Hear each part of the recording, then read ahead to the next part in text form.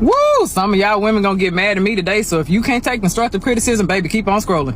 Many of you women are not really what you think you're cracked up to be. Like, some of y'all are really not great people to be in relationships with. Y'all know I work with couples every single day, and I'm gonna go ahead and make a list of everything that I have to work through. First things first, quit coming into relationships trying to make a man secure your insecurities. That's your job. If you lack confidence, if you have low self-esteem, if there's still trauma that you're operating in, if you're self-critical, if you're judgmental when it comes to yourself, if you blame yourself, if you're still operating in guilt and trauma and everything else, baby, that's for you to handle, not him.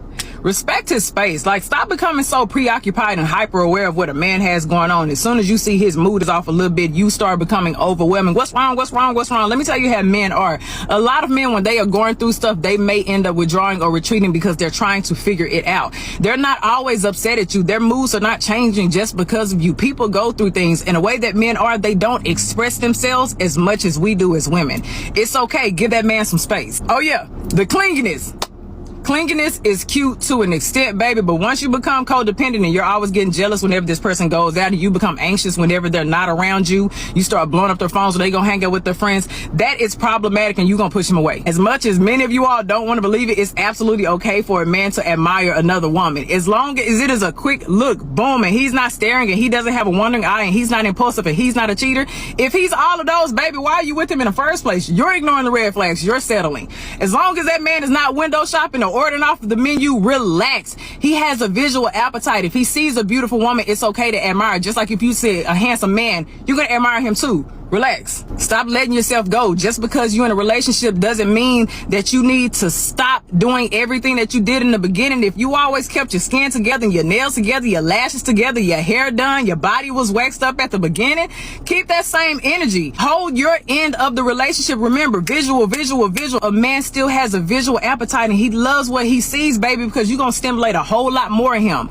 Don't let yourself go because you secured the relationship. As much as you want to believe it, you're not always right. As much as you want to always be in control, you have to let some things go, baby. You cannot love a man the way you want to love him. If you study him, if you pay attention, if you actually listen, I guarantee you he would tell you how to love him. You cannot limit the way you love him to a love language. That's why I hate the conversation of love languages. You can ask a man, what's your favorite love language? And he can say, oh, acts of service. And you think that's all you have to do to love him? No, baby, you got to study your man. Stop nagging him all the time. It's perfect. Okay, quit always expressing your dissatisfactions. If you see he's putting in efforts in other places, please uplift those efforts. Acknowledge him. Show that you appreciate that. If it's something like a pet peeve, baby, compromise. I know a lot of women have a hard time compromising. Baby, you got to find a middle ground. Sometimes it's just not worth you bringing up a dissatisfaction.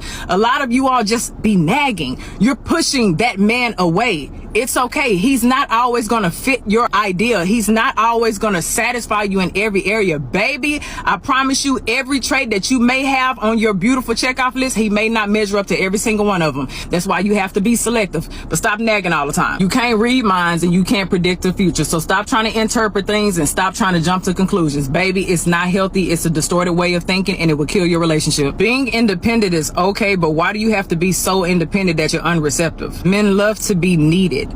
If you're so independent that you won't even allow him to help, what is he there for? Stop involving everybody in your relationship. I don't care if it's friends or family. They have no place to be in your relationship. So stop involving them. Their opinions do not matter. Their advice does not matter. They are not the person that you were sleeping with. Relax. You think you're doing something when you're comparing your man to everybody else. You're comparing your man to your best friend's husband, yada, yada, yada. And now he's pretending to be something that he's not. That's very uncomfortable for a man. Baby, constructive criticism and destructive criticism are real things. If you're always criticizing, you're going to push him away and he's going to end up faking things and that's going to make him unhappy and then the intimacy is going to decline. And whose fault is that going to be? Yeah, because you were comparing. Many of you ladies are not the inspiration that you think that you are. I'm sorry to break it to you. If you're always operating in your comfort zone and you refuse to take risks and you lack intellectual intimacy, you don't go out there and try to learn new things, baby, you're not reaching new opportunities, you're always low in your confidence, you're not really inspiring this person. If this person is trying to grow, and you want to stay and you want to be on social media or on your phone and everybody else's business, and you're not really doing anything to add to his fruition, baby, eventually he's going to grow without you. Pessimism. Stop being negative all the time.